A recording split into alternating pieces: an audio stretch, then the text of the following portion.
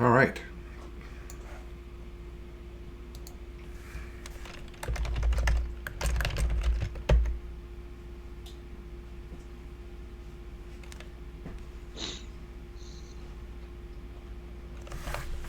We will need someone to come to the podcast and tell us that we are auditory successfully.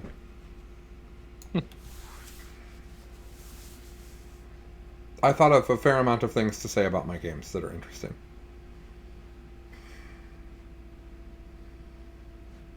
I will probably not do the level of detail that I normally do. I don't even know what that is. It's been so long. And then I killed this thing. And then I killed this thing. And then this thing died. First, I killed the first half of their army. And Next then I killed the other half. And then I killed the other half of their army. Sometimes I killed the second half first, and the first half second. But that was just a labeling issue. All right. I've got a bad allergy night. I don't like that. Can you hear me now? Oh. I can hear you. Okay. I had to just had to restart the computer Okay. and kick it a few times. Ryan and John, can you guys let us know if you can hear all three of us? Well, relatively okay. We make the sounds. Yep. Do. Tra la la. Mitch, this part of the beard seems fluffier than normal. Have we been? Which part? The higher parts up your cheeks seem fuzzier Oh, than that before. has to do with masks going up and down. Oh, does it? Oh, it's all like all Yeah. frizzy. Oh, it's Yeah. like you've been judging it all day and trying to make it big and fancy. Is that what's up? Yeah. Every time I have to lift, I have like one of those like neck like rings that you can just lift up, and every time I do that, it just fluffs everything up a bit. So. Yeah, that makes sense. My favorite part of having crazy curly hair is when I wear a helmet for off-roading the whole day. Mm-hmm. And it's like holding my hair down and I'm hot and sweaty, and then I take it off and I get to drive home with like the world's largest crazy afro. Yep. I enjoy that very much. Yes, Gus is here as well. He is in fact, maybe I will go like this and be off center so that we can witness full Gusta on the camera. Okay. So I think we're good, and we're going to get started. Just to remind my fellow co-hosts before we get going, we're going to do a normal intro. We're going to talk about our tournament and what we learned from it. We're going to talk about, and then we talked about the idea of the topics that are about playing 40k better and being a human better, and I prepared the first one of those to bring, and we can talk about it. Mm-hmm. It is something we've talked about before, but we'll talk about it in more detail. Okay. Yeah, it's not. No one ever stops trying to be a better human. That's right. I mean, unless they become like a Batman villain, I guess. Lots of people do. It's Yeah, just, that's yeah. Maybe not.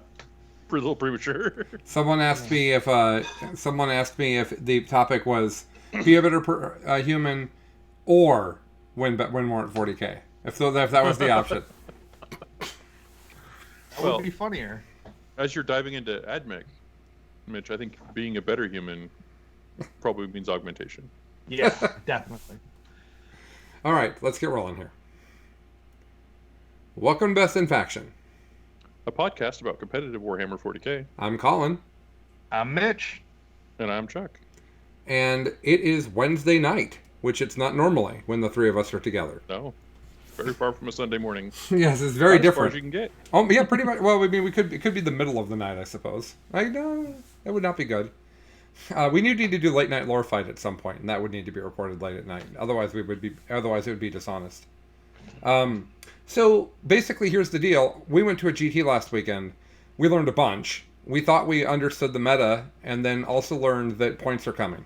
So we're expecting that points leaks are going to hit us at probably Saturday, and we're going to want to talk about them. And we want to make sure that once we start talking about that, the Advent Codex, and also the mission changes that are happening, all of which are hitting basically at the same time, we thought before we talk about all that this weekend, let's talk about the GT and get out of the way.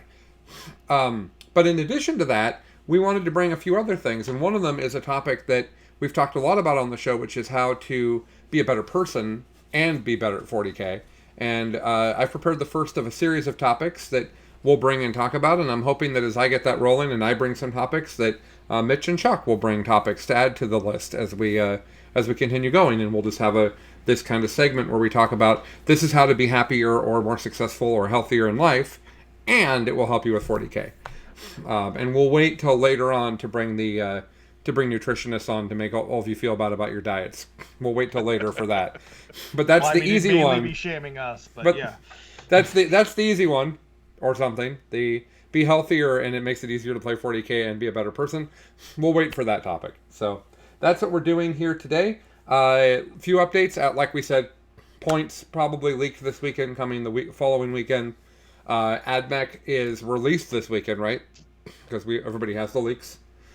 So they released more this like weekend. leaked this weekend. Yeah. AdMech seems strong. Whew. Who could have guessed? I mean, strong, sure. In the same way, like a charging bull seems strong. Well, I think a charging bull is a great example of something that's strong. I don't like. Yeah, for sure. No, yeah. I was trying to highlight the understatement of the statement. Yeah. So we're excited about that, and we'll certainly be getting AdMech on our stream soon and be getting our thoughts. Mitch is going to be playing them, so we got that going on. So lots of stuff happening this weekend. We'll be doing an episode hopefully on Sunday where we talk about what we think of all of this all together and what it means for the meta, because it's going to be different. That's for sure. Also, 2 weekends from now, Chuck and Mitch and I will be attending the Shattered something. I can't remember what it's called. Legion? Yeah, Shattered Legions. Is that what it's called? The three-person team tournament here in the Pacific Northwest. Team tournaments are our very favorite. This one's a 3 because we're trying to build the idea of doing a team tournament. So, baby steps. Baby steps. We want to do 5-person team events here. And if you want that, you probably should support the 3-person team event, or it's never going to happen. So it's going to be at Jason Bird's store in Hoquiam, which is called Warbird Labs and Lion Guard Gaming, I think. Did I get that right? Yeah. It's also where the GT was we were at this weekend, so we'll talk about that.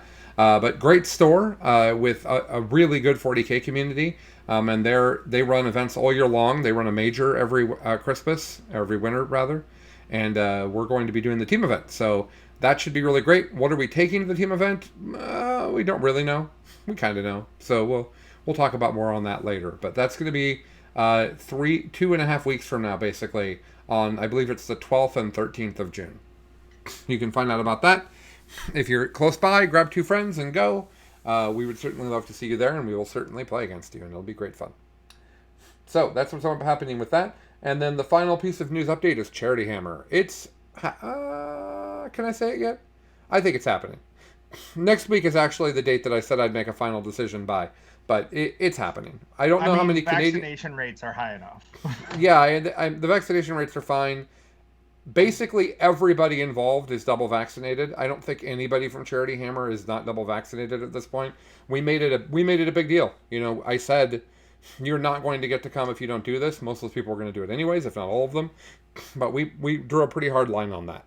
I'm going to make them show me their vaccination cards, because that's what, if we're going to do a charity event, we're going to be responsible about it. So Charity Hammer's happening. Let's just say that. Let's just not even. Woo! We won't even wait for the line. Yeah. Where's John from Mob Rules when you need him? We will. There are a few adjustments we have to make to Charity Hammer this year. One of which is no Australians. Sad. It's just the international travel's not great. People from Australia are like, we beat COVID a long time ago. What are you guys doing? Yeah.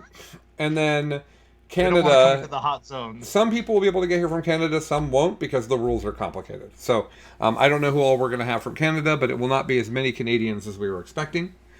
But I did want to share something really fun that's going to happen with Charity Hammer that we've developed and are implementing. So one of the things that happens is you guys come into the stream to watch the game, and you say, lists, immediately. It's the first thing you want to say, right? Because you want to see the list and understand what it is that you're trying to watch, and I appreciate that. Here's what we're going to do. Each of the tournament armies, of 32 of them, each of those players is going to record a short, probably 5 minutes or under, YouTube video for YouTube basically. And it's going to talk about who they are as a player and where they're from.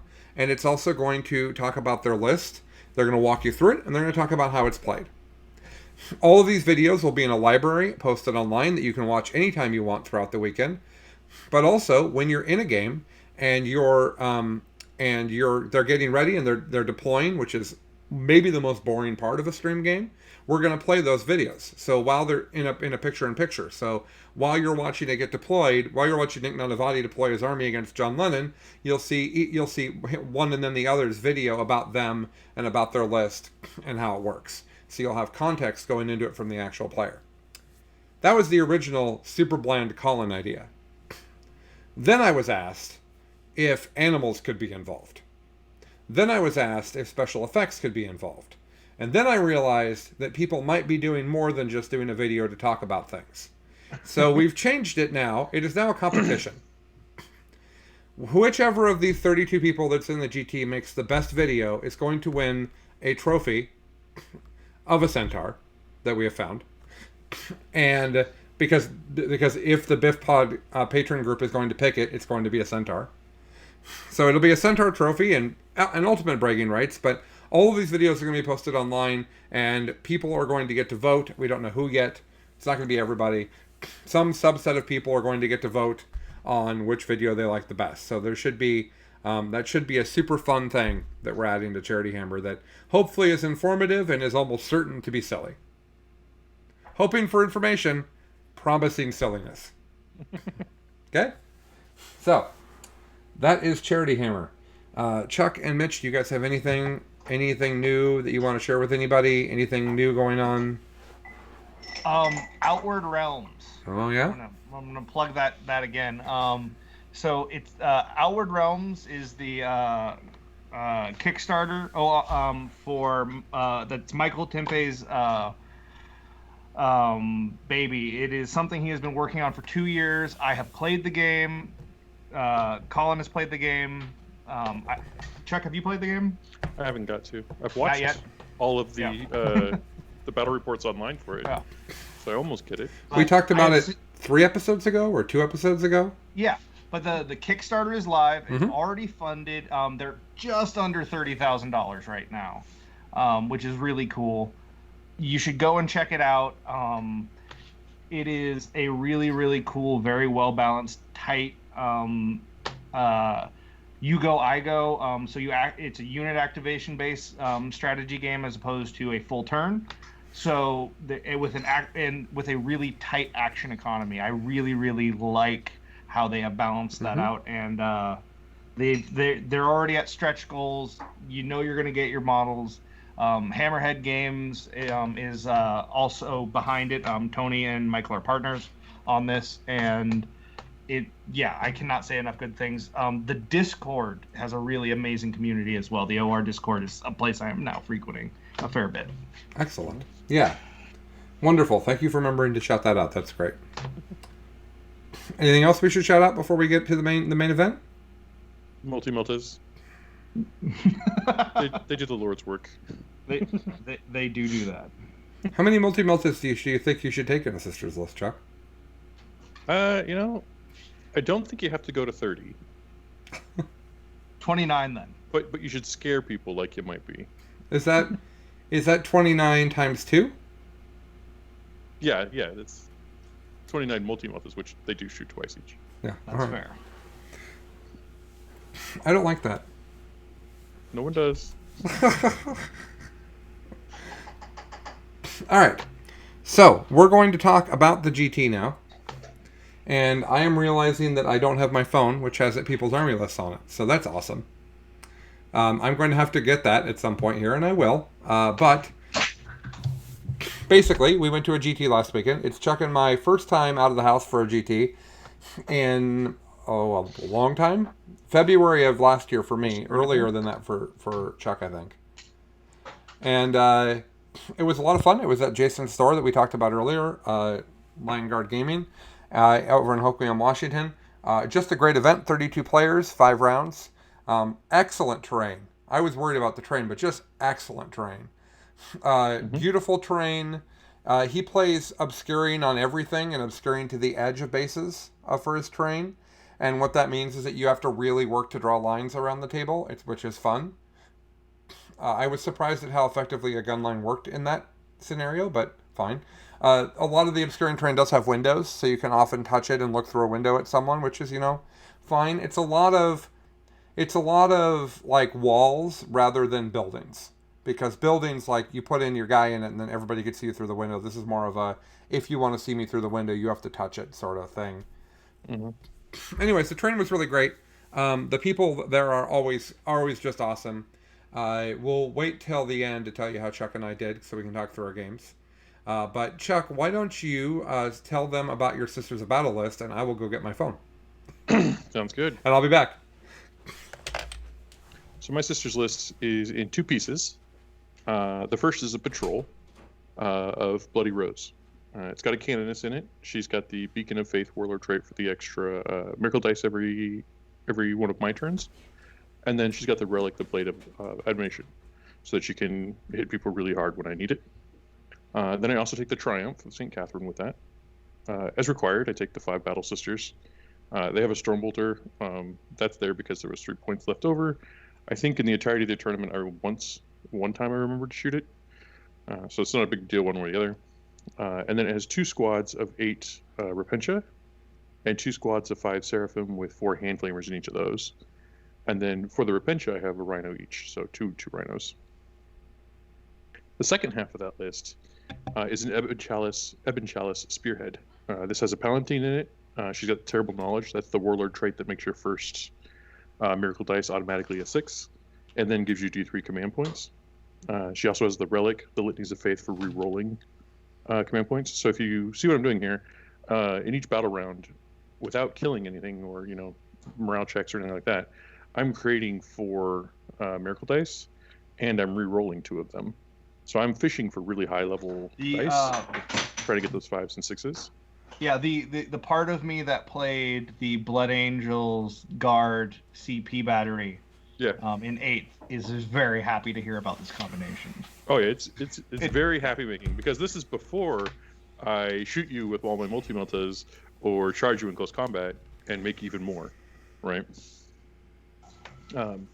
And then I also brought for the first time actually, I brought Dracus, the Lord Inquisitor, and she had Psychic Veil. Pretty good tool.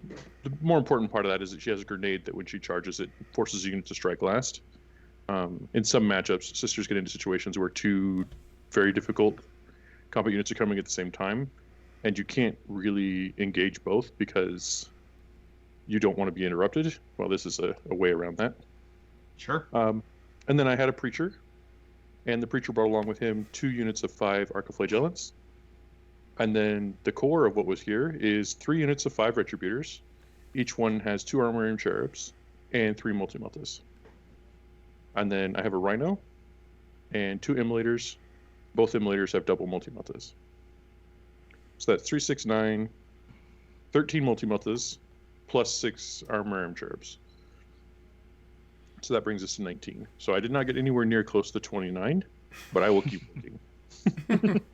Give it time. Yep. What I really like about the list is I'm generating all those Miracle Dice. And I was re-rolling anything that was 4 or less. Because what I'm trying to do is get a bulk of 5s and 6s. And the Repentia will use those 5s and 6s. And then the Ebon Chalice can turn in any 2 Miracle Dice to get a 6. Right? So I would be in a lot of situations where I would build up 5s and 6s. The Repentia would use them. I'd have a few left over. And then I would be like, okay, I'm gonna stand next to the Triumph. I'm gonna shoot you with these multi-meltas, and 3 of them get in. Well, great. I'll use a 5. I'll use a 6. I'll modify one of those up 1, and then I'll spend 2 dice and turn that into a 6 as well. And so I could do fantastic amounts of damage with any of those situations. What the list does lack a little bit is presence on the board. All right, these are all tools for killing. So anything I put somewhere, I'm going to lose one of my tools of killing in order to exist in a space. Oftentimes that meant I would use the Archiflagellants because they're good in very specific matchups, and then against Space Marines they're just not. So I would send them out to go stand in the spot because whatever, it's 10 feel no pain wounds. It'll take you some time to get rid of it, but for the most part, I don't need them right now, so they can do an op job. I'm trying to think if there's anything else. I think there's a lot of changes I would make here, but I do still really enjoy the combination of generate all the miracle dice and split between Bloody Rose and Ebon Chalice. Obviously, we have a codex coming, so that might change, but it's a very fun way to play Sisters. Excellent. So, this is what I brought. My first game, I got paired against. Sorry, let me grab my thing here. I got paired against Russell Thayer. He's playing Dark Angels. Let me grab his list real quick because I thought it was pretty interesting. Do you want me to read the list for you, Chuck? Oh, sure, that'd be great. Okay.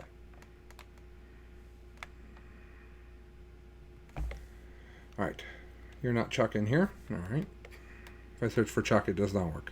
So first up, you played Russell Thayer, who I believe is playing Dark Angels, but the list I'm bringing the list up now.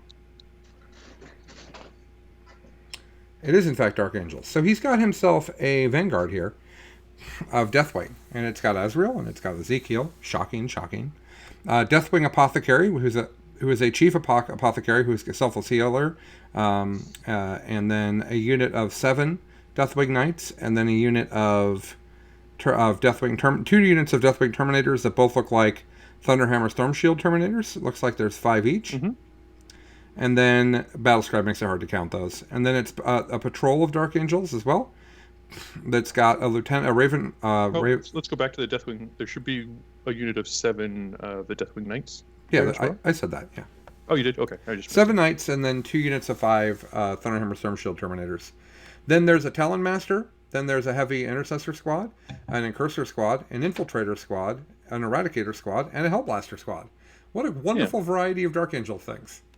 I actually, I will admit, when I walked up to the table and I saw that, I was like, oh, there's a Mod Podge here. And I kind of get this, like, why would you do that? Over the course of the game, he essentially pushed his outer bubble out with the Terminators. And then as he needed one of those tools from that list of very strange, but each of those is a different kind of firepower, he would move that unit up and shoot with it. It would die, but he would have the sort of like, he has a Swiss Army knife of choices of what to engage with. And then at the beginning of the game, he decided the Heavy Intercessors weren't going to be the thing. So they stood on his backfield objective and said, we're stubborn. And we will generate 15 points for secondaries. Mm-hmm. It's also all stuff it's also all stuff that Azrael gives his invul to. Like the whole army of things that if they're near Azrael, they get a 4-up invul. That is a big deal. Well, and I mean, tough enough in a way to make that worthwhile, right? And it gives him the option of looking at this list. What I like about it is it really is okay with going second. Oh yeah. That's that like right like that is like very few lists you say like like most lists they have a preference. This list doesn't really care. It's going to do the exact same thing no matter what. Mm-hmm. Mm-hmm. So what he did is he put his he left 5 Terminators on the table to kind of create a space where they just sort of to block for him to prevent me from going into it without any concern. And then he put the other 2 he put one sort of up front and then he ran the other one along the edge of the board towards my priority objective. Obviously, we both took priority objective because it's a no-brainer of a secondary. He took stubborn, and then while we stayed, we fight it, and I did engage. So we were going to be spread out across the table, but he basically set himself up to run directly at my priority objective with his 5-man Terminator unit. I didn't put enough on that objective to stop him from doing that. So round 1 goes in. He pushes forward. I like to launch a unit of Repentia right out the gate. If I get anything even close to worthwhile, I will go for it. Part of this is they get me a Miracle Dice in the assault phase, and then they get killed and they get me another Miracle Dice. It gets me a quick jump because early Miracle Dice are worth a lot more than late Miracle Dice because you're going to generate so many over the course of the game. So it's one of the things I like to do.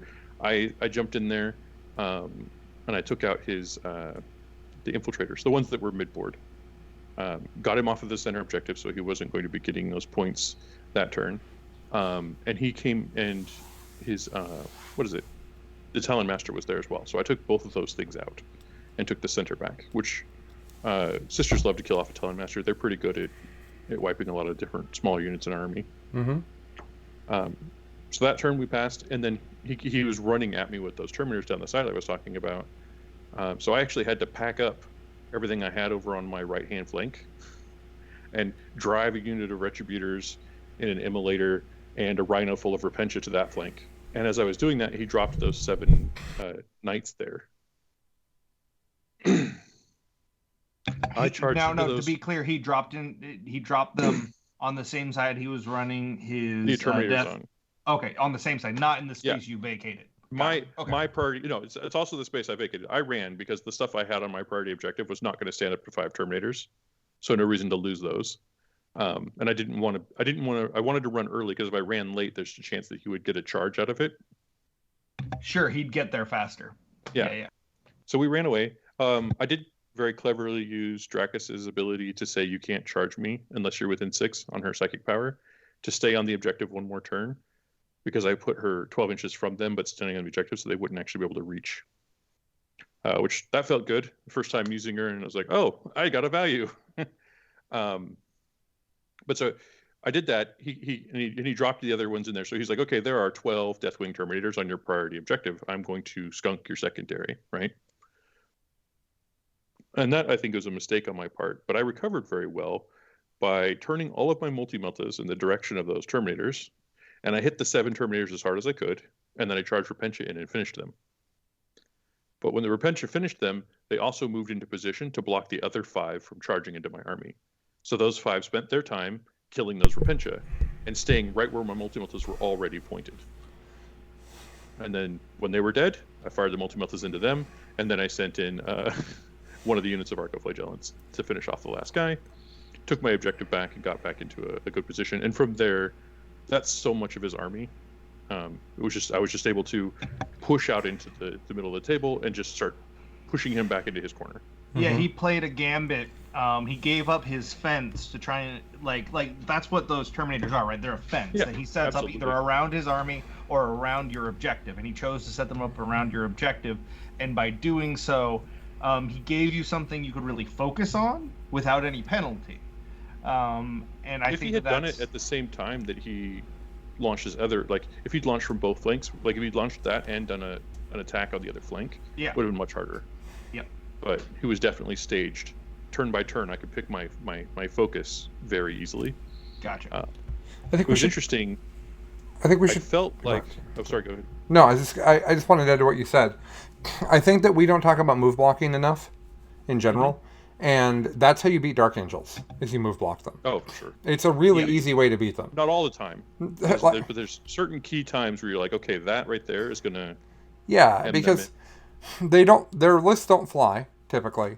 And their lists usually have Terminators. And there's usually a point in the game where those Terminators need to go take another objective. And if you put something in front of that objective that is more than 3 inches from that objective, then they're not getting to it this turn. They're not getting there. And that's, when I played Dark Angels, Michael Tempe did that with his Necrons against me to much effectiveness. He kept taking Doomsday Arcs. Ghost Keels. No, that's the Tau thing. Ghost Arc. There we go. Ghost Arcs. He kept moving them right in front of the Terminators and being like, wait, you can charge and kill this thing, but there's going to be another one right behind it next turn, so you're never going to get to the objective. But you miss out on 5-10 points while you're doing that. So great. Yep. So I just wanted to comment on that because it sounds like you really put the nail in the coffin with that move block. Yeah, and I think what's probably also important is when I did that, I also moved a Rhino up so that I was visually blocking them from the rest of his army. So there was no choice to do something else with them. Right, he's going to go into that. Like I sort of positioned myself so that this is going to be blocking you from my army. You're only going to deal with it this way, right? I kept him held pretty well. Okay. And after that, I used my Seraphim to take his flank that didn't have his priority objective, and I held the majority of the objectives. It was a really tight game. I won 81 points to 70. Both of us scored most of our secondaries. Really importantly, had Why We Stand We Fight. So those 2 Terminator units that I took out were basically the game, right? That was 10 of the 11-point difference. Well, and so I think that that's a really interesting point, going into picking secondaries, where like he obviously has these incredibly tough Terminator units, and that seems like a really great choice for While We Stand We Fight. But when you're looking across at something like Sisters, where they get to pick their damage and they can really force through and kill things, like they're very effective at that. All of a sudden, you're like, well, I need these Terminators to die to win the game. I am hemming myself in if I tie a secondary to them. And I think that goes back to the synergy of what is your game plan, and do your secondaries serve the game plan you need to win the primary? I think it's also worth noting, obviously against that many multi-melt is in a way that you intend to use those Terminators as a bad spot.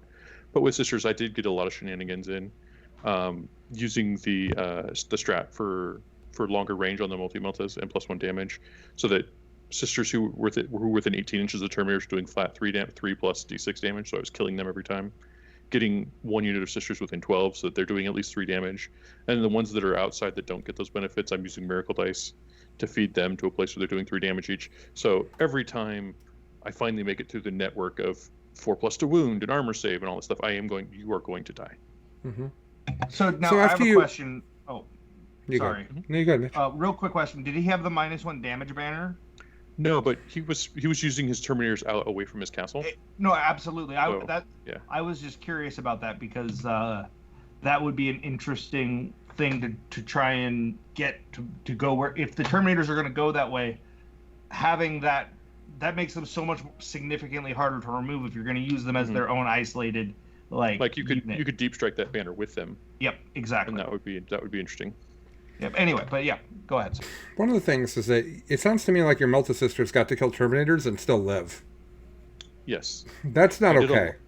I did a lot of blocking lines of sights with my vehicles to make sure that I got to reuse Retributors or Repentia. And that's huge.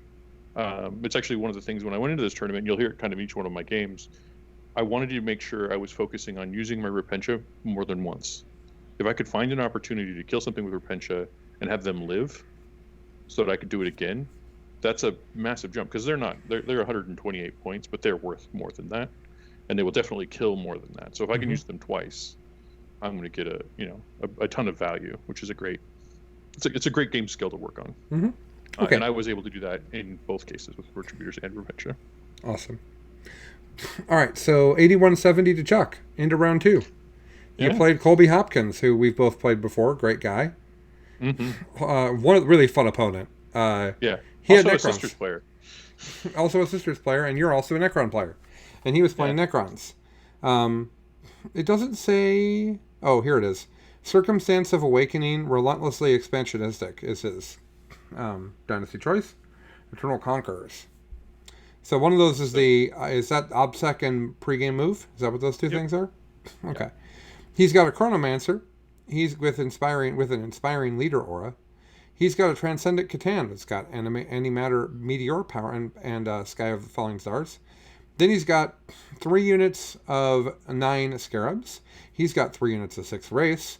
Then he's got a Vanguard, and that Vanguard's got the same 2 dynasty choices, 2 Chronomancers, a Spider, 2 units of 3 crypto, and then 3 units of 3 crypto thralls, and another Transcendent Catan. This one with Time Arrow and Transdimensional Thunderbolt and Cosmic Tyrant.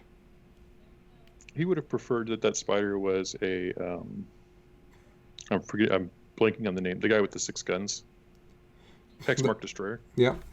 He just wasn't able to get the model in time. And in our game, that was important. Hexmark Destroyers are great against Sisters. But so I think actually really important for his list is he got to go first. So he got to immediately move past the center of the table and create a presence that was a very strong hold on that first turn. But he didn't do anything to me, right? He basically just deployed his army really close to me, as opposed to actually doing any sort of damage. There was a couple of wounds thrown at me from the Catan, but nothing impressive. Right, it was just, here's a little bit of work, and then we're done. Then I brought all of my multi-melta Sisters out. The only place that I could bring them out and get a firing lane meant that I smashed them all together into one space. This is bad because one of the Catan powers is pick a unit, do damage to them, and then every unit within 6 on a 4-up takes a mortal wound as well. So that really optimizes his mortal wound damage by me having all these units all crammed in together. But then from beyond then, I moved the tanks out and created a wall to keep the wraiths from being able to touch me at all. They could charge the rhinos if they killed them, which is not even likely for a wraith unit. They still wouldn't be able to reach in and actually stop me from shooting. From there, I proceeded to shoot at scarabs, and I cleared them all off the table. I cleared one whole unit off with shooting, and I sent Repentia in and killed off another one. The goal there is if I can get rid of those scarabs, he has to use these other units to hold. We're doing six objectives, so he has to then start either holding or fighting me. He can't do both, which will make our points work out better. I did that. He saw what I'd done, and he pushed in with it. I'm sorry, I completely forgot to mention something very important. I was mostly over to one left flank. I also used a rhino and a character to screen out all the way across the Dawn of War deployment, and he had deploy scramblers. So turn 2, he does not land in my deployment zone. He walks in and he scrambles his midboard. I stay in position and block him out in turn 3. But he pushes in on me, and I have this turn. I think, Colin, you were there watching. Yeah. Where I shot all of these multi-meltas. All the things. Everything. This entire army shot at some wraiths. I killed 3 of them. Just can't kill wraiths. I don't know. I can kill Deathwing Terminators like nobody's business. When it comes to wraiths, apparently we're out. I think you killed 0 in shooting, and then you charged with Repentia. Charged in and killed 3. Yeah, that's important. Yeah, all those multi-meltas killed done. Yep. The Repentia came in and they tried, but even that is a low. Well, they killed 3. Well, the way that worked is you put 24 wounds on him, and he made 19 saves. Yeah, that's how that worked. That's not 50%. No, just it's not. Quick math. It's not it. And I recognized that. I was like, I put myself in this. I backed myself into a corner, and now I've had a bad dice turn. So what I've done is I've set myself up for failure, and the bad dice have shown up to push me into that hole. So I immediately started looking at the table and looking for other alternations of route, because I can recognize that he is now going to push through my castle, and I can probably slow him to the point where he doesn't kill the Immolators and the Triumph, because they are my while we stand we fights. But I'm not going to be able to stop him. I'm not going to be able to take this space back. One of the things I decide on is I'm going to keep him out of my deployment zone, and I'm going to murder his Cryptex, because they're the only people who can deploy Scramblers. I was very successful at that. I kept engaging them in combat with my Rhino so that they couldn't fall back, because they can't fall back and do the action. And then my Canonist ran around and chopped them up until my Seraphim showed up and helped finish the job. So I collapsed the right flank when he collapsed my left, so I stayed on objectives with him, but I skunked him out of that deploy scrambler option. And that was basically our game. We basically traded places. We both sent the majority of our force in one direction, and then I took the other side with my reserves. At the end of the day, I won that game 68-56. The deploy scramblers obviously is very important, but it wasn't quite enough to make the difference. The fact that I did that was also able to take the other objectives and keep us going back 10, 10, 10, 10, 10. He got a 15 on the primary, so I could keep up with him while pushing his secondaries below mine. Mm-hmm. It was a great game. There's a ton of stuff that he helped me with. I'm pretty new to Sisters, so he would often be like, you get a 5-up save on those Seraphim. And I'd be like, I know that, but you're right, I totally forgot about it. Like little things like that, where I was just taking a 6-up instead, because I was just doing the armor value and not thinking about the fact they didn't balance. But it was a great game. We do both play each other's armies, so we both understood a lot was going on, and we had a lot of good banter, so I don't know, it's a hell of a good game. Well, your reward for going 2-0 was to play against Drukari, as happens at GTs now. And you played our teammate Justin Francis, and I'm super wondering if that's who Francis is. Just showed up in the Twitch chat moments ago. Could be. Don't know, actually. But let me tell you about Justin's Drukari list. He's got 3 patrols, which is very surprising. It's not surprising at all. The first one is Dark Technomancers. I'm not going to make the "this isn't surprising" joke the whole time. Instead, I'll point out the stuff that has originality to it. So Dark Technomancers, he's doing the souping thing, which is totally raw, unfortunately, in the Drukhari Codex. He has an Archon with Ancient Evil, and tall and let's see, and then a Succubus here with the Triptych Whip and the Show Stealer trait. And then he's got 3 units of liquefiers, and then a little unusual, but not bad at all. He's got 3x2 grotesques with liquefiers. I played with 3 of those in a list at my RTT that I went to with Drukhari, and I thought it was great. I thought it was like a super cool thing. It's 1 CP to outflank that, which is not bad at all. It also can just start on the board and kind of hang out and protect your deployment zone. Like, lots of cool stuff there. Then he's got a Cabal of the Blackheart patrol that's got another Archon. This one's has Hatred Eternal and the Djinn Blade.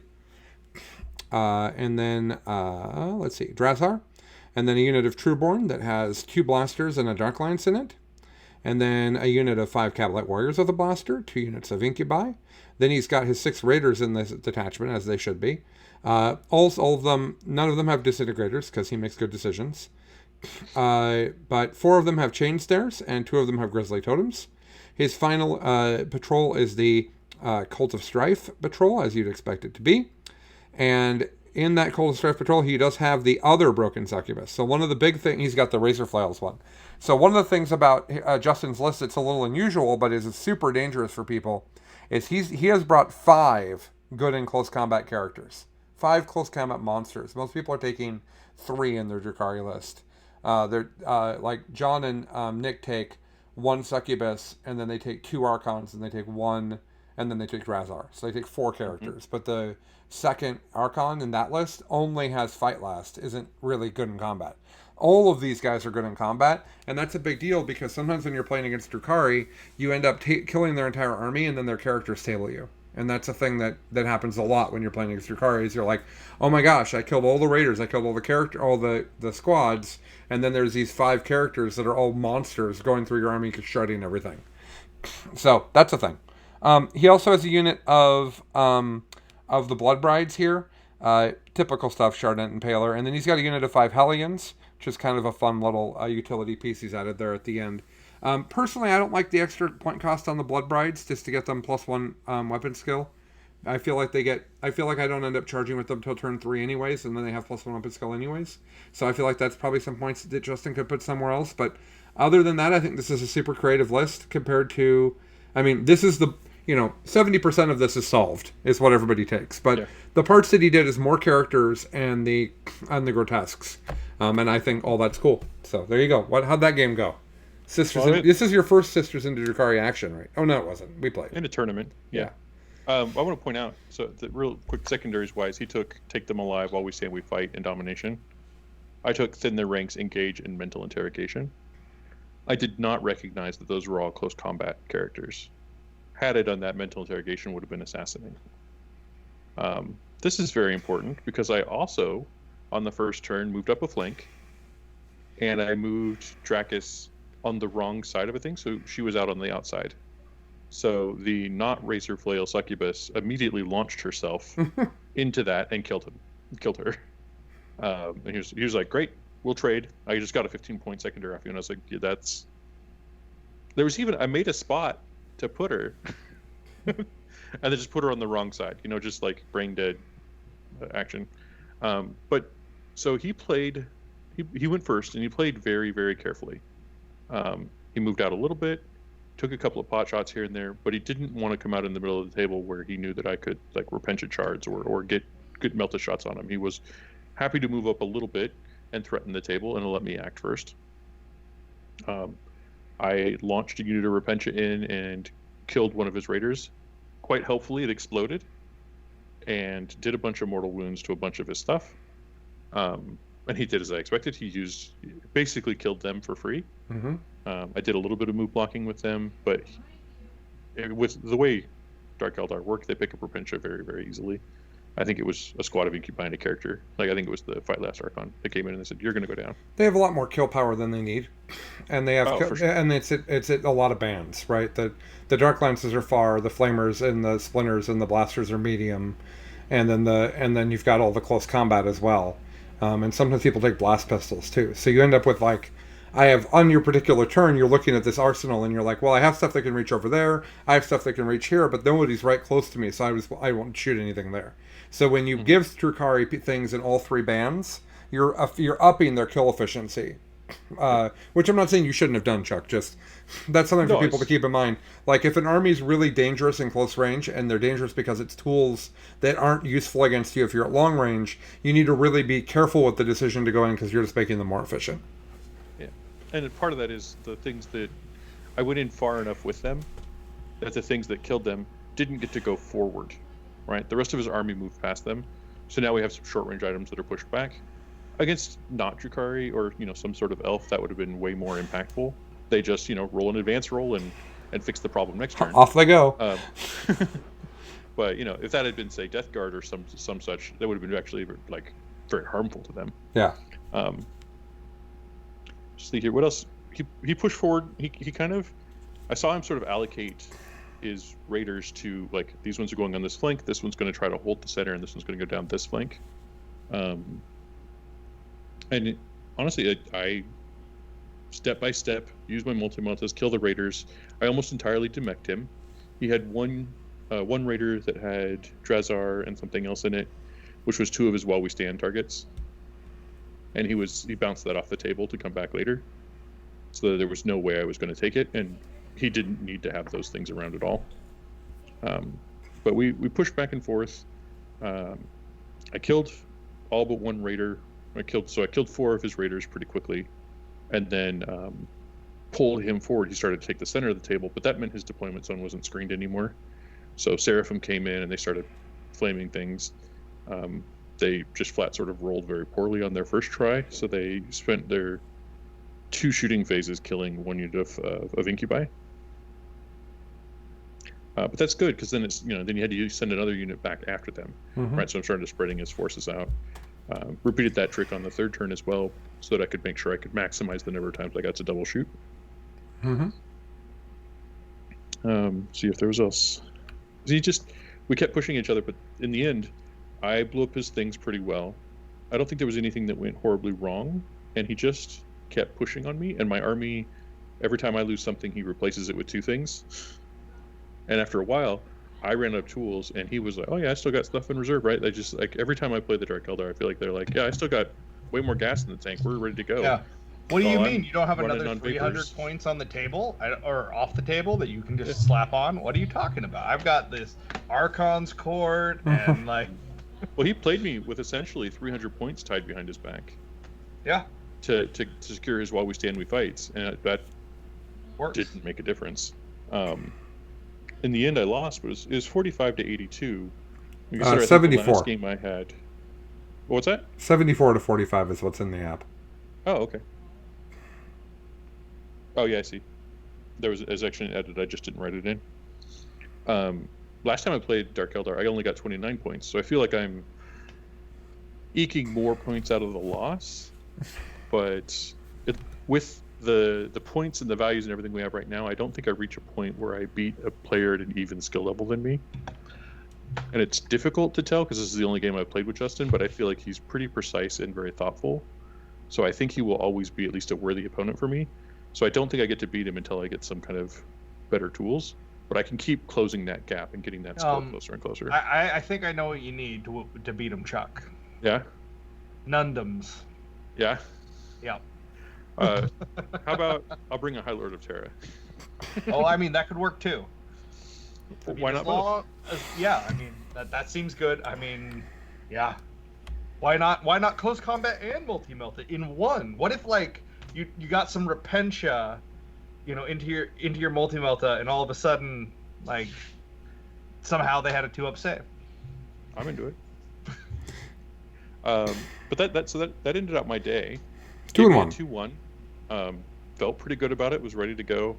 Was really, really tired. I think it's really worth noting. Haven't been to a tournament in a long time. Might not physically be as up to it as I used to be. Need to work on that endurance.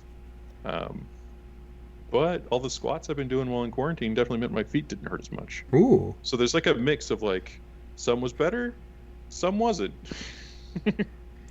So, well, you started off day 2 by playing Zach. And one of the things that's funny here is that we normally talk extensively about our games the night before, and we didn't. Nope. And part of the reason we didn't is that I didn't end up with a hotel room. So we had Yeah. we had a little bit of a stressful evening.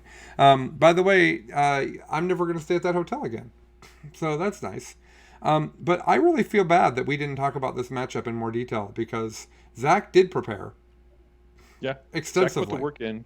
Zach put a You and lot I of have work in. played basically his White Scars army into my sisters several times, and I felt very comfortable. I've even played my sisters into Zach playing the White Scars. Mm-hmm. So I felt very comfortable in the game. I thought through what I was going to be doing. And I said some basicallys in there. Well, The big change. I can read the list if you want. Yeah, hit the list and we'll talk about it. So this is basically, this is about 30 points off from what I thought Zach should do. So this is something we worked on together, and it is a White Scars battalion, and it has Khan, and it has a lieutenant with the Rights of War and the Vox Spiritum. Then he's got an infiltrator squad, 2 intercessor squads. He's got an apothecary that does all the things. Then he's got 6 blade guard. I would play 5 if I were him, but that's whatever. And then he's got 2 relic contemptor dreadnoughts with the Volkites. Then he's got 20 vanguard vets and a unit of 6 plasma inceptors. The reason I like 1 less blade guard is because I think company veterans are amazing. So I would have taken company veterans to stand on them. The problem I have with armies like this for Marines is everything's so amazing that nothing wants to sit in your deployment zone for the rest of the game. So like I always play with servitors or something like that because there's a lot of terrain where you can be completely out of sight the entire game and never get shot at, and you just need something to stand there. And in this list, everything is valuable. Nothing can stand back there and the whole game out of sight. So I would say that's true for my list as well. I noticed throughout the whole tournament, I have that 1 unit of Battle Sisters, and they were always the unit that was doing that. It would have been nice to have, say, 2 more units of trash that I could just throw away without being worried about it. So, I mean, I think trash units are always, like, a nice thing to have, but sometimes when you're trying to, like, counter, like, the other side of that is if you have enough variety in your list and they're all elite units, theoretically, there should be something in there that is going to be inefficient against your opponent. I mean, every unit doesn't go into every army perfectly, and you just have to have the awareness to pick that unit and drop them back. Well, in that spirit, let me explain what Zach's reasoning is, because it's not wrong, it's just different. By doing it as a 6, he can split it into 2 3s. That's a really big deal, because when you're fighting Drukhari, you're trying to MSU, and that allows Marines to have 2 things rather than 1 thing. So the Vanguard vets and the Blade Guard vets are 3 things that turn into 6. The Plasma Inspectors make it 8. So you end up with all of these different things, and 3 Blade Guard vets are plenty killy to kill a Drukhari thing. I don't think 3 of them will kill a Raider on their own. They might. I haven't done the math. If Khan's nearby, certainly they would. Yeah, What? That's a really logical argument for sure. And I think that's actually really important because when we say they work against Drukhari army, we're talking about an army that is mounted in transports and has a lot of small, very killy units that it could move around the table and get work done with. That's my sister's army. And that's what he's built to fight. Yeah. So he's built to fight an army that is just numbers wise a little better than mine, but on the same plan, right? Mm-hmm. Are you saying I got it wrong when I said Admech was the Dark Eldar of the Imperium? You're calling me like on the Dark show. Eldar of the We could have Imperium. had a meeting about this. Like, there's no better way to do this. This is embarrassing. Man. Well, it's not exactly the same thing, because how we actually refer to them all weekend is that sisters are bad Drukhari. Yeah. Bad Drukhari. That was my takeaways. Everybody was ready to kill Drukhari, and I was just like, oh, well, I've spent more points on my things. Does that make you feel better? My transports have 1 more toughness. That must make me win. No.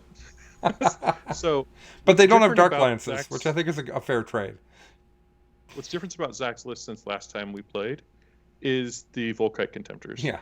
And I haven't played any games against Volkite Contemptors. Which 30% of the tournament had in their list, by the way. Yes. So, huge learning curve for me. We start playing the game like we normally would. I am trying to fan out, but I can't go on objectives because he'll shoot me. And I'm trying to take up position and make it so that neither one of us goes on the objective because he doesn't want to sacrifice things. As we discussed, he doesn't have trash, right? So I don't have Everything's to worry amazing. Yeah. making bad trades with him. But I left not Celestine. I left Catherine out. So he steps out 2 dreadnoughts, puts them exactly 45 inches away from her, and nukes her entirely on the first turn. I don't think I've ever lost her on the first time, ever. She just got, and he way overkilled her. Like the first one almost killed her, and he just finished it off with the second one.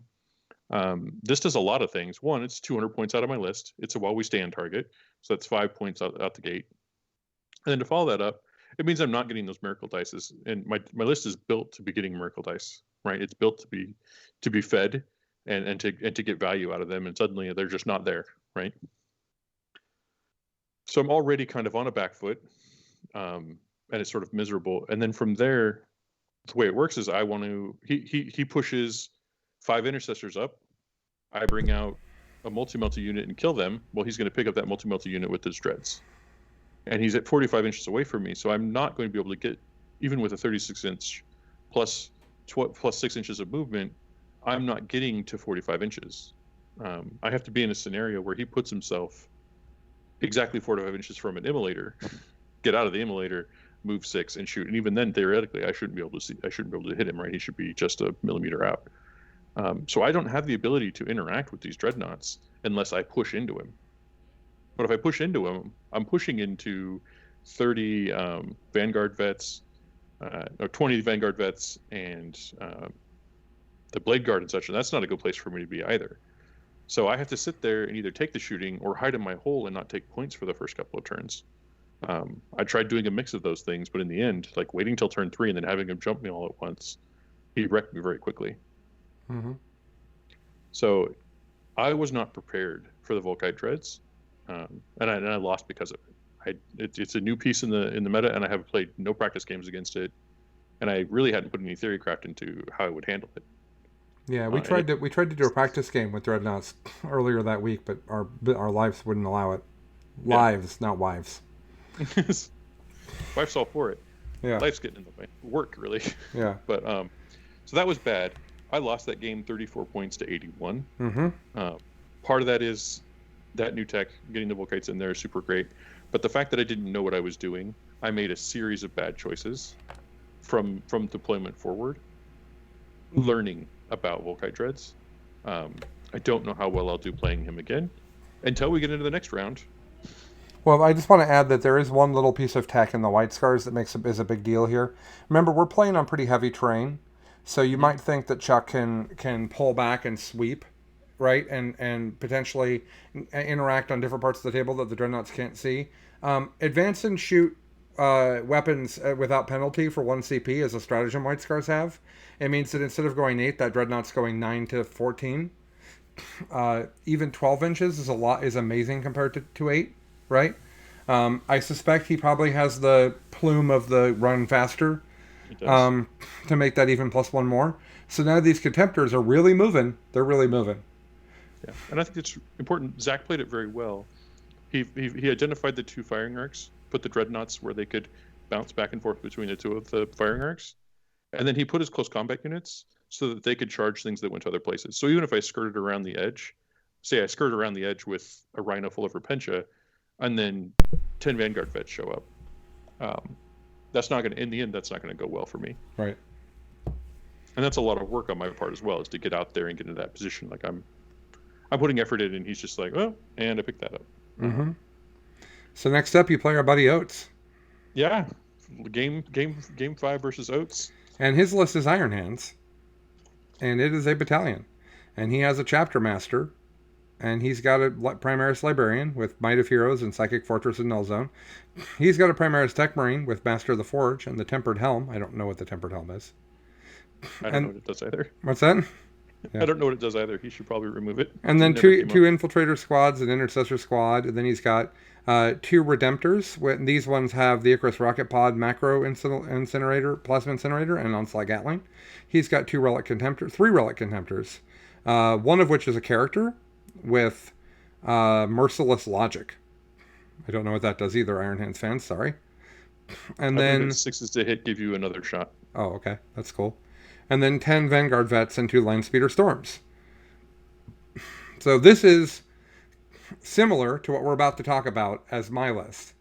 And it is specifically designed to beat Dark Eldar. Specifically, in every way, this list is tailored to beat Dark Eldar. How did it do against bad Dark Eldar? Pretty well. Well, let's talk. So Oath started with Oath. I have quite a few vehicles and quite a few characters, and we're playing Sweep and Clear. So that's the Tempered Helmet CP regen. Oh, yes, he did that as well. Okay. It's the Sweep and Clear is we're in 2 quarters away from each other, and there's an objective in the center. So he did that. So he had Oaths, Engage, and Banners.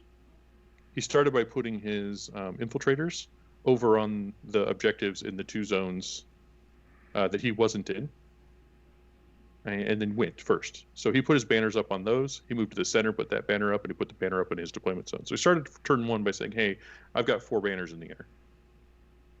And I'm also in 3 quarters for Engage, and I'm at the center of the table for Oath, and I'm standing behind this piece of terrain, except for the people who were actually on the objective, because there's a ruin right in the center. The people in the center, he put a Storm Talon there, and he put a unit of 5 Vanguard. Line Speeder Storm? Storm Talon's a different thing.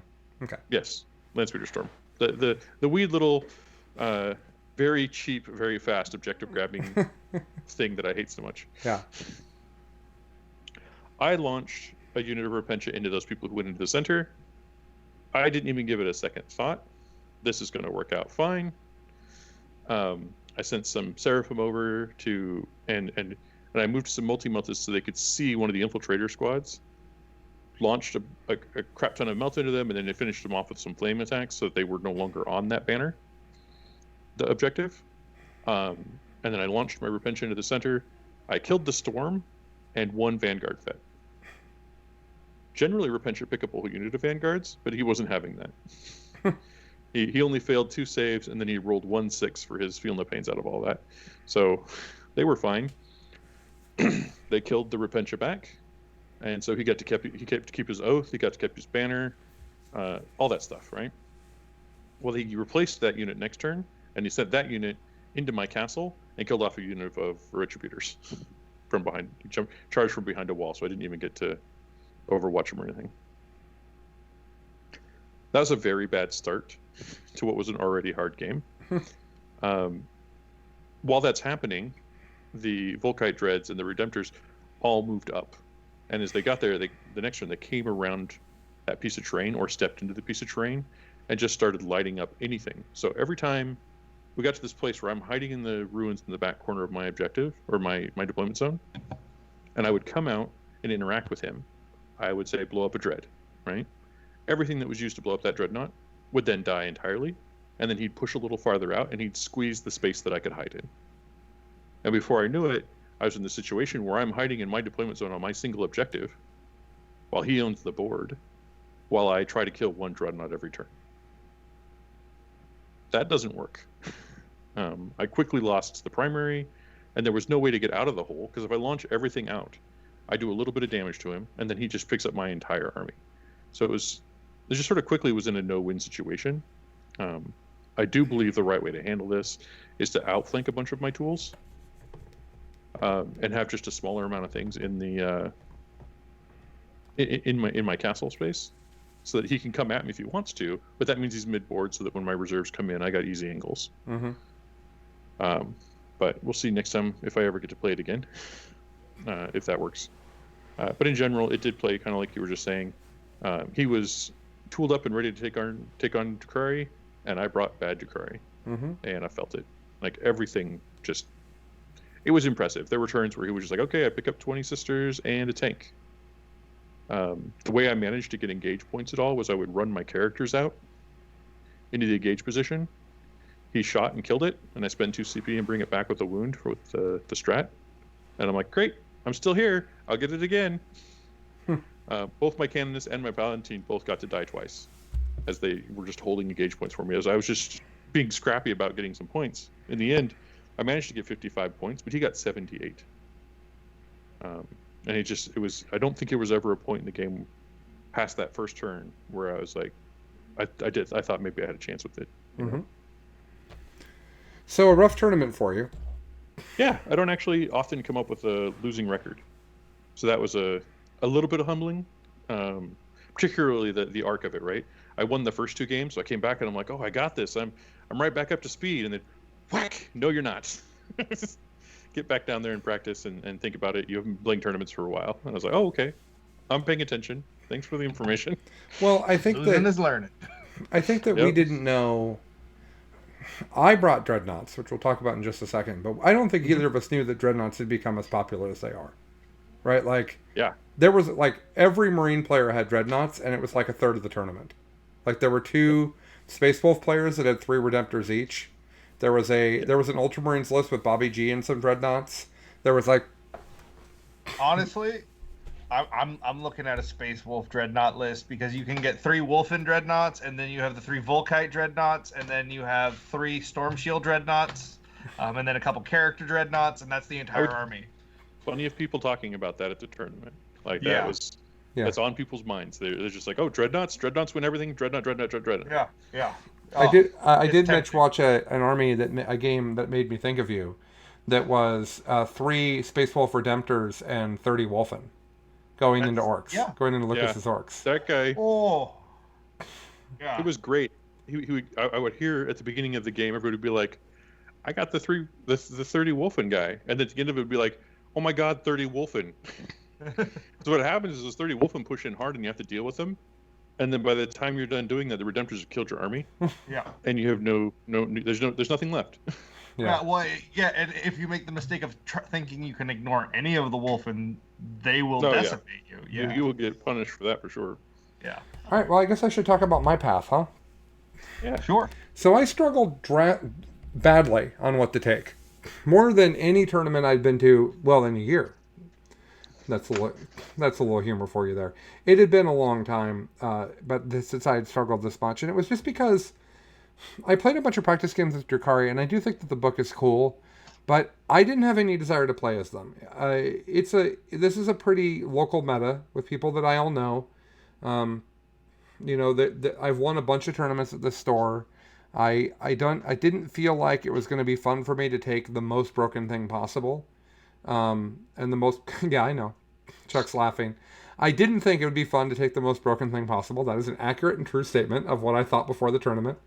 And I didn't really I wasn't excited enough about Drakari to actually spend the time hobbying Drakari, which is what needed to happen. I had a bunch of stuff that wasn't built or painted, and I wasn't going to be WYSIWYG, and I just did not want to spend the time on that.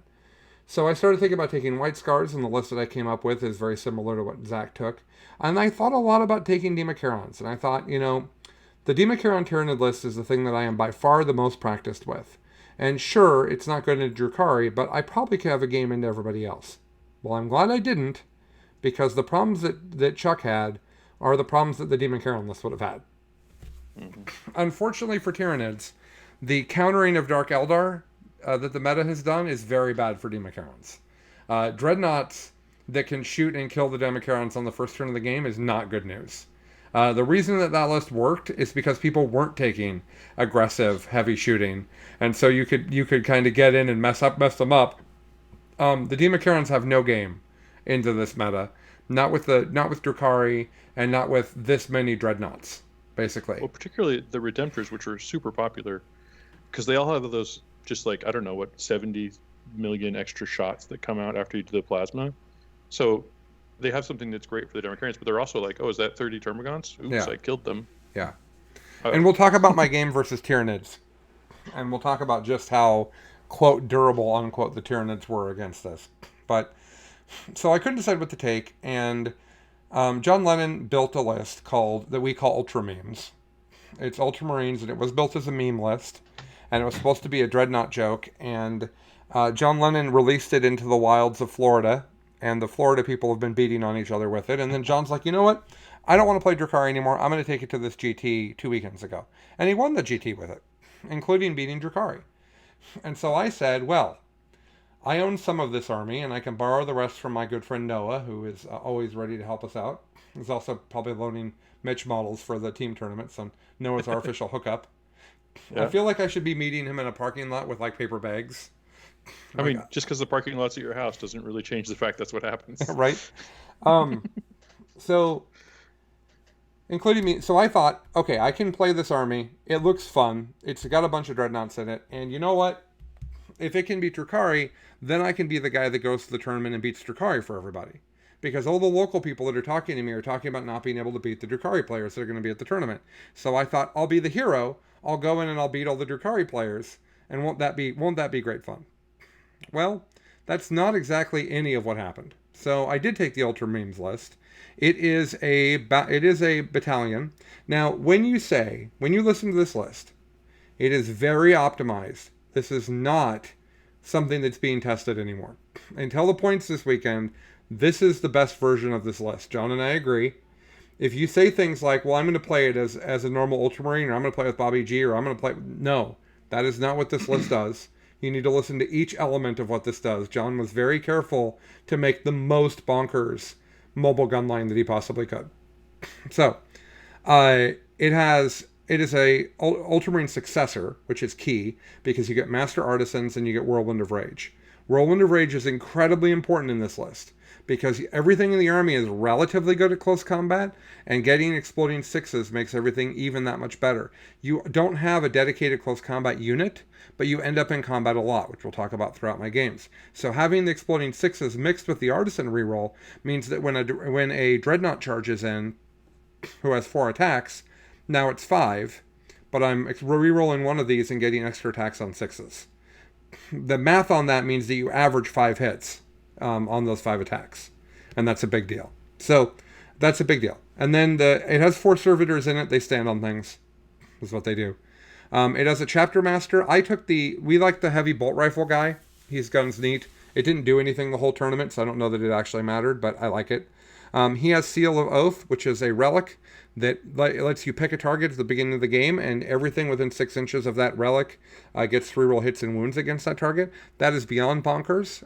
It's in the list primarily so that you one-turn Morty, because if Morty gets into this list, you just lose. So you have to start the game, kill Morty, and then play the game. But it also lets you kill people like the Silent King. It lets you kill Papa Nurgle, whatever giant, a knight, whatever giant, the Deathwing Terminator thing with the -1 damage on it, whatever it is. He also has Storm of Fire and also the other one. He has 2 Warlord traits. Adept of the Codex, that's the other one. So extra CP and then extra AP on 6s. People don't value the extra AP on 6s. It's amazing because most of this list is heavy shooting, and you only have AP on that in the first turn of the game, and then you move out of Devastator Doctrine. It doesn't stack with Devastator Doctrine, which is why people don't take it. But I will tell you that getting AP in particular on the Volkites, oh my god, that's amazing. The AP, the random extra AP on the Volkites is a big deal. Make sure to take that Warlord trait. Primaris Librarian, Might of Heroes, Null Zone, which I never used, and Psychic Fortress. Psychic Fortress is a 5-up Invul aura. This is a Dreadnought list. Only Contemptors have an Invul. Redemptors and Contemptors do not. Excuse me. Invictors and Redemptors do not have Invuls. Contemptors do. You need this Invul power or you cannot function, because your Dreadnoughts will die to high AP. So he's also a Master Librarian who also has Psychic Mastery on him. That way he gets the +1 to cast, which is a really big deal. I did pass Psychic Fortress on every single time I cast it for the entire tournament. I did pay a CP 1 time to make sure I got it. Feels good, though. Then I had a Primaris Tech Marine. He is a Master of the Forge. He has Rights of War. And then I had an Incursor unit and 2 Intercessor units. I run them always with the Autobolt Rifle. The 3-shot Strength 4 no AP. That's an assault weapon. Marines being able to advance and shoot is a big deal. Bulk fire is a big deal. Everything is amazing. Someone's pointing out that the seal that lets you do reroll hits and wounds is really amazing with the Volkites. He's absolutely right. There are times where you can fish for mortals. So you're like, I shot in a test game again to a big unit of Blight Lords, and I just re-rolled everything that wasn't a 6, and I ended up doing like 12 mortals to the Blight Lord unit and killing off 6 of them. Like, better than no AP shooting into a Blight Lord unit. So then it has 2 Invictor Tactical Warsuits, which we're going to talk about a lot, because those are things that are amazing, but they're only amazing in this list. They are not amazing in Iron Hands. They're not amazing in White Scars. 2 Redemptor Dreadnoughts, same loadout that Oates was running, Icarus Pod and Macroplasma Incinerator with the Onslaught Gatling Cannon. John and I had a long debate about Stormbolters versus Fragstorms. We like the Stormbolters better. 2 Relic Contemptors with Volkite, 2 units of 3 Suppressors, and 2 Line Speeder Storms. Line Speeder Storms are 55 points. They're T6, 7 wounds, 4 up save. That is incredible durability on a vehicle for that points. That means you can use the stratagem for the Mortal Wound Feel No Pain, so they can absorb some smites.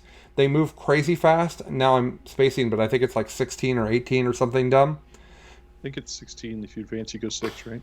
Yeah. They have a Heavy Bolter on them. Heavy Bolters are boss.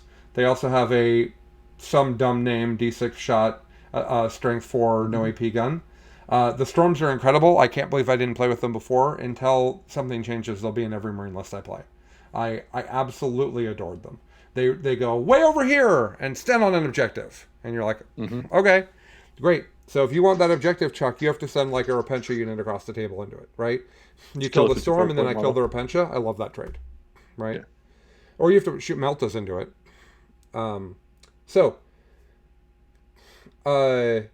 Here's the reason why Invictors are a big deal. Ultramarines have a stratagem that lets you redeploy. It's 2 CP, and it lets you take 3 things and move them after you know who's going first. What that means with the Invictors, you can't move them when the redeploy strat doesn't let you redeploy things into the DZ, into the middle of the table. You have to move back to your deployment zone. So what you do is you deploy the Invictors 9 inches from your opponent's deployment zone. If you go first, they go 10 forward. They're now 1 inch into your opponent's deployment zone. They shoot a lot, and then they charge something, and they end up with 5 hits of strength 14, AP 3 damage flat. That's huge. And if your opponent's going to go first, you redeploy those Invictors way back. Their shooting is all 36-inch range. Their autocannons, which their 6 autocannon shots, are 40-inch range, which is really, really, really, really long. So,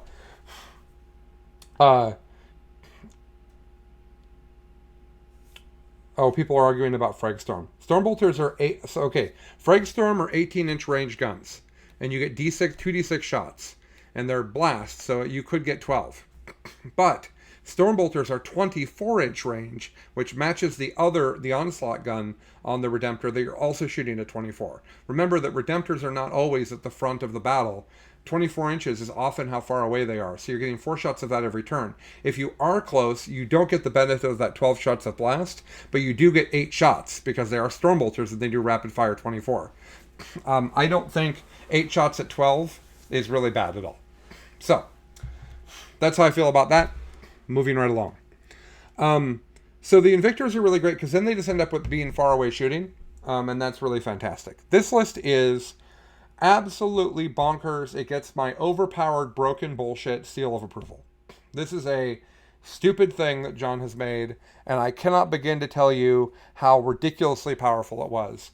I will talk through my games. I will try to focus on things that are important takeaways. The reality is that this is a leaf blower, and it just obliterated people. It is durable with the -1 damage on the Dreadnoughts. It is very easy to hide on tables, because you're really just hiding the 4 Dreadnoughts for the most part, because the Invictors can redeploy to wherever they need to be. It's just the efficiency of every turn you make one of your Dreadnoughts into a Lieutenant Aura for 1 CP, so that everything in your castle, which is your Redemptors and your Contemptors, and often the Suppressors as well, so you're always going to have reroll 1s to hit from the Chapter Master. You're always going to have reroll 1s to wound from the from the Dreadnought. And then also the Tech Marine's going to make one of the Dreadnoughts hit on 2s, and the Chapter Master's going to make one of the Dreadnoughts reroll hits. That's a lot of efficiency. So that's what this list does. It rerolls everything. It hits you. All of its guns hit. Lots of its guns wound. Everything has different strength profiles. Everything has different types of AP. There's lots of 2 damage. There's lots of 3 damage. There's lots of 1 damage. It's all the guns. Someone online told me that it's about 250 shots per turn if you shoot all of the guns, which is a lot when everything's rerolling. So I had no idea how this was going to do. I was actually a little bit nervous, and my first opponent was Matt Bombard's Sisters. Now, what's funny about that is that John Lennon and I were up late the previous night talking about the tournament. I was excited. I couldn't sleep. And Sisters, we both agreed, was the worst possible matchup, because Sisters are able to melt down the Dreadnought so effectively. This goes completely counter to Chuck's takeaway that dreadnoughts are bad for sisters. Chuck is right. John and I were not. That's the summary. So I played against this Bloody Rose battalion that had a canoness with a null rod and beneficence, and then just a normal canoness, and then the triumph, and then 5 units of battle sisters, and then eight Celestians, Celestian squads, a Gemini Superior, a Megafire, Preacher, 2 units of 8 Repentia, 2 units of 5 Dominions, and then 3 units of Retributor squads that have, they look like they have 3 Meltas and then 2 Cherubs each, 2 Rhinos, and then he also had a patrol of Dark Angels that had Ezekiel and Incursors in it. I actually really liked that patrol. The Incursors null deploying on me was huge, and he also turned off OBSEC twice and cost me 5 primary both times he did it. So that little patrol of, I have really good psychic powers, and also this null deploy unit that is also in Phobos armor, so I can move it in the middle of the game if I need to, is pretty baller. I give him a lot of credit for that. I thought that was a really cool patrol down on there. The rest of his list is basically 3 units of Melta and 2 units of Repentia, and then a million sisters that stand on the table. The Dominion ones get to pre-move, but it's basically just, I've brought all these ladies. They all have 3-up saves. Here they all are. What you gonna do about it? Well, I'll tell you what I did about it. So, the thing about that Psyker that he brought is it has the fight last. Yes. I remember I brought Dracus for that. And I think he's probably found a more efficient path. You have to cast the power, but if you only need it 1 turn, you're going to definitely spend the CP on it. Like, that's a pretty good piece of tech. Mm-hmm. So, unfortunately, I forgot to bring my sheets home that said what I took in each of these games. And I know you guys care deeply about the secondaries, and I will try to remember, but it's going to be hard. In this particular game, it was...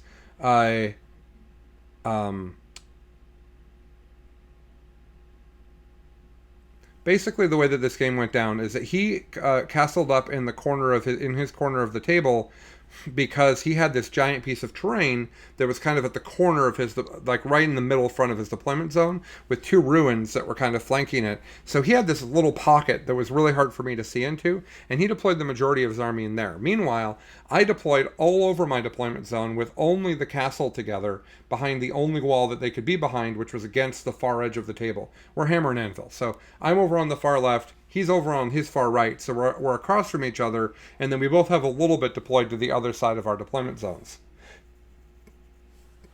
I probably took Thin the Ranks. I probably took Oath of Moment. No, those are the same thing. I took Oath of Moment in every game, so that's easy. I took Oath of Moment. I took Banners, which I did not do well on.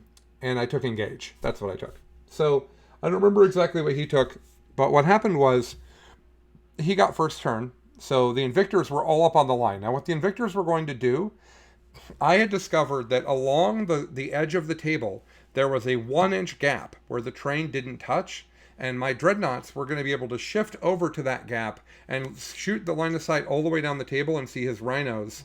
One Rhino had 2 units of Melta inside of it, and the other unit of Melta standing in front of it. And I thought, okay, here's what's up. If I go first, the Invictors can flood into his deployment zone. I can snipe down the table edge and kill those Rhinos. The Invictors shoot the Melta. All the Melta dies. Then they charge the Rhino that has the Repentia in it, kill that Rhino. The Repentia are now not in a Rhino anymore, so they're not going to get to me this turn. All the Melta are dead. Then my Dreadnoughts just walk up the table at you, and the game's over. Luckily for Matt, he went first, or that would have happened. I redeployed the Invictors back, and he basically pushed up and took as many objectives as he could, including using his Incursors to take the objective in front of my castle, basically. Which ended up, by the way, that unit of 5 Incursors that he put in there, it ended up costing me no banners for the first turn and no banners for the second turn, because he managed to reinforce it with Sisters by YOLOing them onto the objective. So he managed to really stop me from bannering, like at all, early in the game.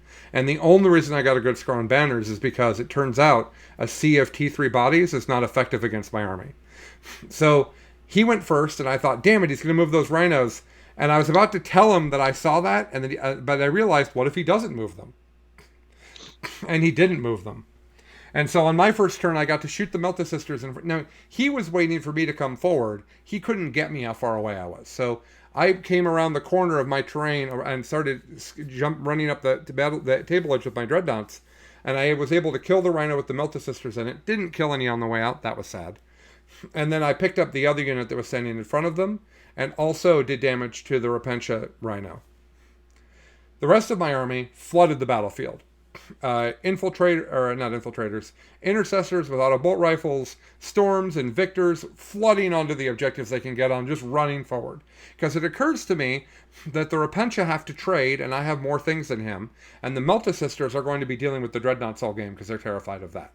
All of these little sisters with bolt guns aren't going to do anything to my Invictors or my Storms. Not 7 wounds at T6 with a 4-up save. No way. So, he did use his Melta to kill a Dreadnought. And I then killed the Melta. And then he used his Melta to kill a Dreadnought. And then I killed the Melta. That was the next 2 turns. After that, all the Melta was dead. And I still had a Contemptor and a Redemptor. And 2 Invictors, by the way. Because it turns out that they're also an issue. They punch really good. They shoot really good. He eventually ran some Repentia into one. But he had to fight somewhere else first instead. And I interrupted with the Invictor and killed 5 Repentia. Just done. In the end, I just targeted every target I could and swept him back behind that big piece of terrain in his deployment zone. I just pushed anything that was in front of it back. Just kept pushing, and started getting all of the primary and all of the secondaries and everything every turn and more and more and more and more. And then on turn 4, he said, well, you table me this turn, so nothing else matters. And I realized that if you table someone on 4, you can make up an incredible amount of time on banners. Yeah. So I was able to... It's interesting, Colin, the way you described that, that's how mine and Oates game went. Okay. He just pushed me to the point where I was only allowed to be in this very small space of the table, right? And I was pushed into a corner. It's the same overall story that occurred, which is not surprising since it's the Dreadnoughts into their sisters, right? There's some small changes, but that's both of those lists. Right.